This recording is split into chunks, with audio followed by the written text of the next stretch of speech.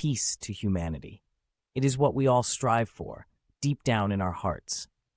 We long for a world where there is no more hatred, no more violence, no more suffering. We yearn for a world where love reigns supreme, where kindness and compassion are the guiding principles of our interactions with one another. But in order to achieve this peace, we must first find peace within ourselves. We must cultivate purity of heart, letting go of anger, resentment, and fear. We must strive for clarity in our minds, seeking to understand one another rather than judge or condemn.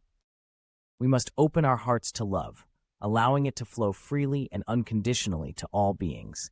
It is only through this inner transformation that we can truly bring peace to humanity.